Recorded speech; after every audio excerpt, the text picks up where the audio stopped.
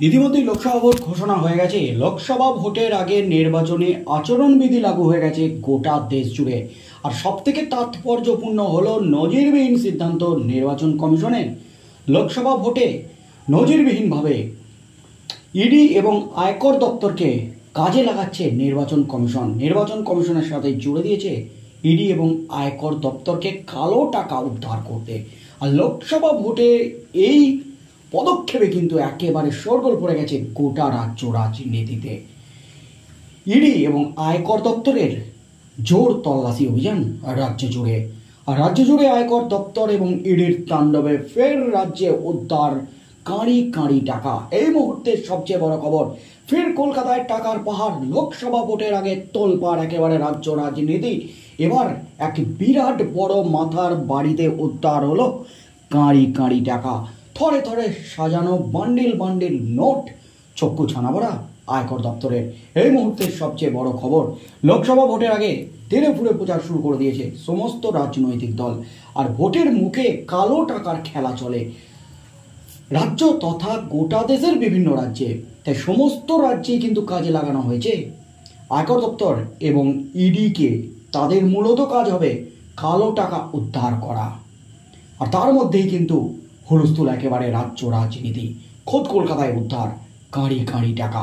বিরাট বড় মাথার বাড়িতে উদ্ধার হলো থরে থরে সাজানো কাঁড়ি কাঁড়ি টাকা। আর এই বিপুল পরিমাণ টাকা উদ্ধার হওয়াতেই কিন্তু প্রশ্ন উঠে গেছে রাজ্য রাজনীতিতে, লোকসভা ভোটের মুখে কেন গচ্ছিত রাখা হয়েছিল এত টাকা?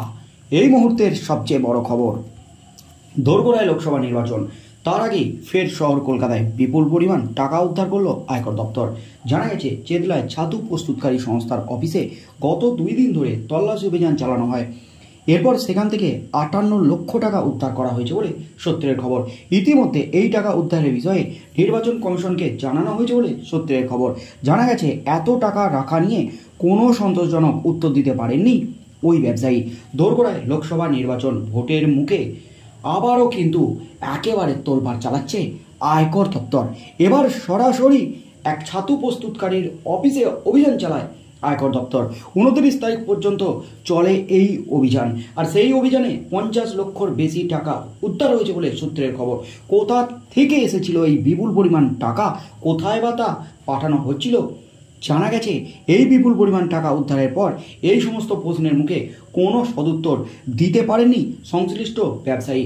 আর এই টাকা কিসের টাকা, কার টাকা, কার টাকা গচ্ছিত রাখা ছিল, কোন বড় মাথার টাকা? ভোটের কাজে কি এই টাকা লাগানো হতো ভোট কিনতে, ভোটারদের প্রভাবিত করতে? যে অভিযোগটা বরাবরই উঠেছিল রাজ্যে, টাকা দিয়ে ভোট কেনা হতো, এই টাকার হিসেব পর্যন্ত দিতে পারেননি এই ব্যবসায়ী। এদিকে ভোটের মুখে এই টাকা উদ্ধার ঘিরে শোরগোল পড়ে গেছে রাজ্য জুড়ে। আয়কর দপ্তর সূত্রে খবর, এই সংস্থার বিরুদ্ধে কর ফাঁকি দেওয়ার অভিযোগ পেয়েছিলেন। এরপরই অভিযান চালানো হয়। এরপর অফিসে তল্লাশি চালিয়ে 2টি জায়গা থেকে টাকা উদ্ধার হয়। কোথা থেকে এলো এই টাকা তা নিয়ে প্রশ্ন করলেও সন্তোষজনক উত্তর পাওয়া যায়নি বলে আয়কর দপ্তর সূত্রে খবর। উল্লেখ্য, টাকা উদ্ধারের প্রসঙ্গ এলেই অর্পিতা মুখোপাধ্যায়ের বাড়ি থেকে কাঁড়ি কাঁড়ি নোট উদ্ধারের ঘটনা চোখের সামনে ভেসে ওঠে সাধারণ মানুষের। নিয়োগ দুর্নীতি মামলায় অর্পিতা মুখার্জির টালিগঞ্জ এবং বেলঘরিয়ার ফ্ল্যাট থেকে প্রায় 50 কোটি টাকা উদ্ধার করেছিল। ইডির হাতে গ্রেপ্তার হন অর্পিতা মুখার্জি। নিয়োগ দুর্নীতি মামলার তদন্তে নেমে এই মডেল তথা অভিনেত্রীর বাড়িতে তল্লাশি অভিযান চালিয়েছিল ইডি। সেই সময় রাজ্যের প্রাক্তন শিক্ষামন্ত্রী পার্থ চট্টোপাধ্যায়ের বাড়িতেও অভিযান চালায় ইডি। গ্রেপ্তার করা হয়েছিল পার্থ চ্যাটার্জিকে। আপাতত এই মামলাটি বিচারাধীন এবং সংশোধনাগারী রয়েছেন অর্পিতা মুখার্জি এবং পার্থ চ্যাটার্জি। পার্থ চট্টোপাধ্যায়ের বিরুদ্ধে কড়া পদক্ষেপ নেওয়া হয়েছিল তৃণমূল কংগ্রেসের পক্ষ থেকে। তাকে সমস্ত দলীয় পদ থেকে সরিয়ে দেওয়ার সিদ্ধান্ত নেওয়া হয়। পাশাপাশি মন্ত্রিসভা থেকেও সরানো হয়েছিল পার্থ চট্টোপাধ্যায়কে। এই গোটা ঘটনায় রীতিমতো শোরগোল পড়ে গিয়েছিল রাজ্য জুড়ে। পার্থ চট্টোপাধ্যায়ের মামলা আপাতত আদালতে বিচারাধীন। আর তার মধ্যেই লোকসভা ভোটের আগে ফের রাজ্য জুড়ে টাকার পাহাড়, কাঁড়ি কাঁড়ি টাকা উদ্ধার হলো, বিপুল পরিমাণ টাকা উদ্ধার হলো, এমনই কিন্তু খবর উঠে আসছে। আর এই টাকা উদ্ধার ঘিরেই কিন্তু রীতিমতো হুলস্থুল একেবারে রাজ্য রাজনীতি। এই টাকা কোথা থেকে এলো সেই প্রশ্নই কিন্তু উঠে গেছে। ফের কলকাতায় উদ্ধার হলো, খোদ কলকাতায়, শহর কলকাতায় উদ্ধার হলো লোকসভা ভোটের আগে 58 লক্ষ টাকা। এক ছাতু ব্যবসায়ীর বাড়ি থেকে উদ্ধার হয়েছে এই টাকা। ওই ব্যবসায়ীকে জেরা করে এই টাকার হিসেবের কোনো সদুত্তর পায়নি আয়কর দপ্তর।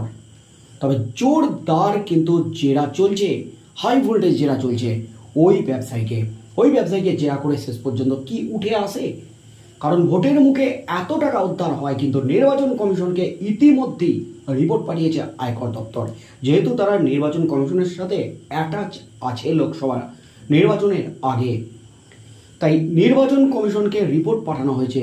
আর এই টাকা কার টাকা গচ্ছিত রেখেছিলেন ওই ব্যবসায়ী, সেই প্রশ্নের উত্তরে কি জানান কড়া ডোজে হাই ভোল্টেজ জেরায় কি উত্তর দেন ওই ব্যবসায়ী, কোন মাথার নাম সামনে আসে, সেদিকেই চোখ থাকবে গোটা রাজ্যের।